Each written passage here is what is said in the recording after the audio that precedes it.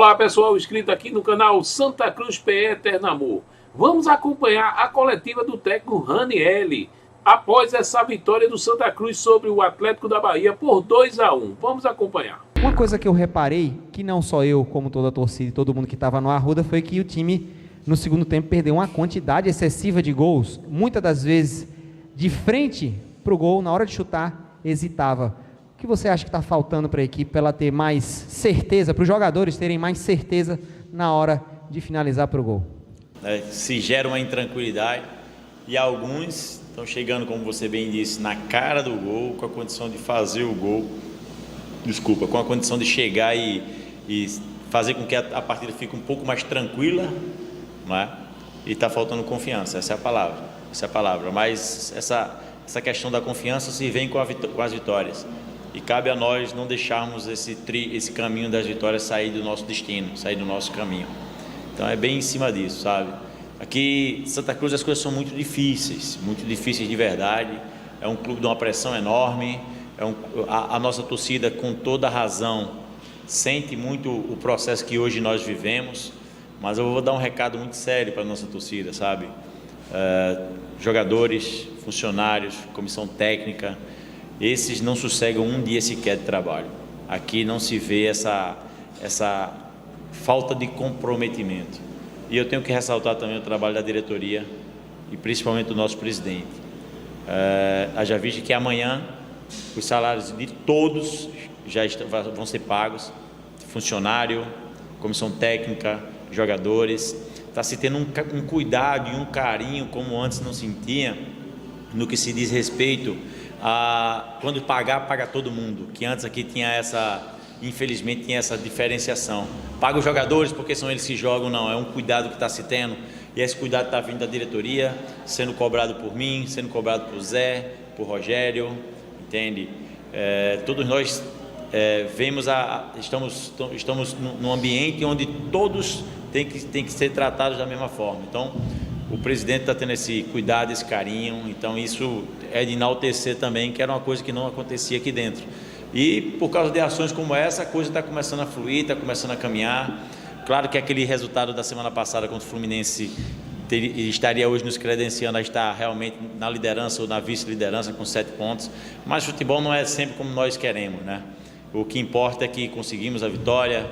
O Santa Cruz é tudo muito suado, tudo muito na dificuldade, mas não deveria. O jogo de hoje não deveria, como você bem frisou na sua pergunta, um pouquinho mais de tranquilidade, de confiança, o resultado teria sido um pouquinho mais tranquilo. Ranielli, boa noite. Queria saber de você o peso que essa vitória acaba tirando hoje das costas do Ranielli, do elenco, porque o Santa Cruz vem de 7 empates na temporada e estava sendo muito cobrado por isso, né? Acaba não perdendo, mas também não estava vencendo. O torcedor acaba cobrando muito. E queria que você falasse também sobre a partida do Lucas Silva, ele que já não marca há um tempo e hoje ele fez os 2 gols, né, os gols da vitória do Santa Cruz, acabou se emocionando muito ali. Queria que você falasse sobre isso também. Primeiro, em relação aos empates, eles estavam criando uma incerteza e uma falta de confiança no nosso torcedor, e com razão. E gerou uma insatisfação muito grande dentro do clube, internamente, jogadores, comissão técnica e diretoria. Isso realmente estava nos incomodando. Foram empates que não eram para ter acontecido, não eram, contra alguns adversários que nós tínhamos toda a condição e a obrigação de ganhar. Mas uma coisa, Lília, que aconteceu em todos esses empates, e eu tiro do Vitória, esquece do Vitória, esses outros 6 empates, nós sempre estivemos mais próximos da vitória do que da derrota. Então isso nos credencia a continuar trabalhando, continuar lutando, continuar contratando as contratações pontuais para qualificar ainda mais o nosso elenco, para qualificar o grupo e tornar um Santa Cruz forte para que essa sequência não aconteça novamente. Em relação ao Lucas, vocês só veem o jogo, né? Eu estou com esse garoto desde o dia 15 de novembro e me encheu os olhos, rápido, intenso, misturado com técnica, tanto que eu não gostava do rótulo de jogador de segundo tempo. Como eu vou usar um cara desse 20 e 30 minutos? Tenho que usar 70, tenho que usar os 90 quando eu puder. E a confiança foi dada, Lucas foi sendo decisivo na maioria dos nossos jogos e precisava do gol, de fazer o seu gol. e queria a Deus que o destino desse a condição dele fazer os 2 gols da vitória. O primeiro uma pintura, um golaço, né, um golaço, e o choro dele emocionou todos nós. Não sei vocês, mas eu na hora emocionei, e agora ao falar também dá uma vontade por causa de todo o trabalho que o moleque vem desenvolvendo. Ranieri, tudo bem? O Santa chega à marca de 12 jogos sem perder. Essa marca, você encosta e iguala a última marca que o Santa teve de maior sequência, né, que foi em 2020. O Santa também passou 12 jogos sem perder. Queria que você falasse sobre essa marca e que você comentasse também sobre Anderson Ceará, por que não foi relacionado, se você não conta mais com Anderson Ceará, que não está no DM, não está na questão física, por que Anderson não foi relacionado? Primeiro, em relação à invencibilidade, é sempre bom, né? Sempre bom essas conquistas, sempre bom essa invencibilidade, apesar de ter sido 7 empates, tem que se ressaltar bem isso, né? Mas não perdemos, isso é que é mais importante. E eu sempre falo para eles que ambiente bom em futebol é ambiente de vitória, ambiente de vitória que traz bom ambiente, ambiente de vitória que traz confiança, ambiente de vitória que traz a condição de trabalharmos numa situação mais favorável em tudo que vai se fazer.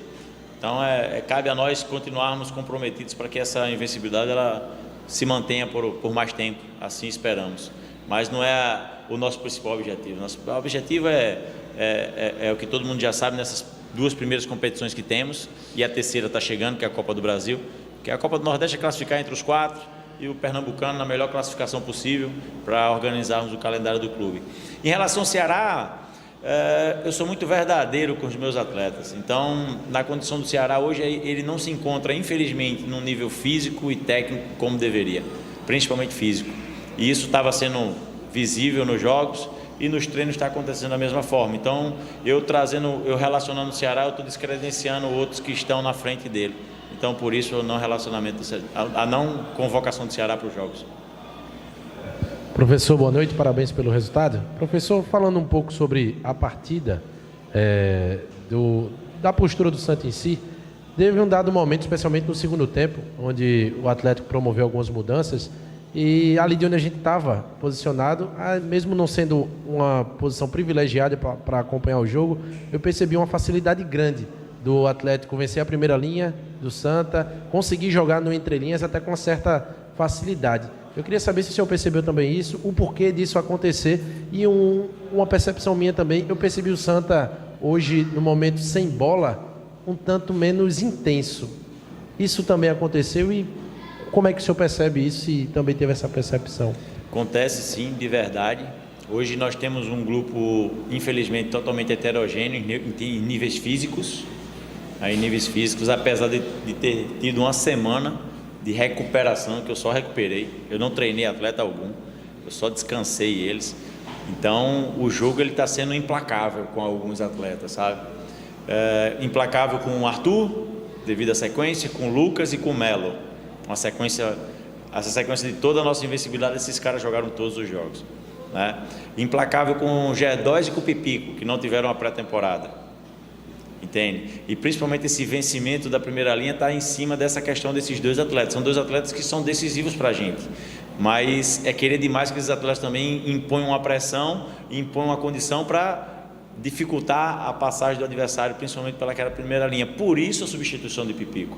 Eu entendo o torcedor, o Pipico é decisivo, vai chegar ele vai guardar, mas a equipe adversária cresce ao ponto que eu tenho que, de alguma forma, ajustar aquele bloqueio, principalmente o primeiro combate. O Gabriel ia fazer muito bem isso. Eu podia escolher um dos 2, mas eu senti o G2 um pouquinho mais inteiro do que ele, e conseguiu ficar até o final do jogo por essa condição.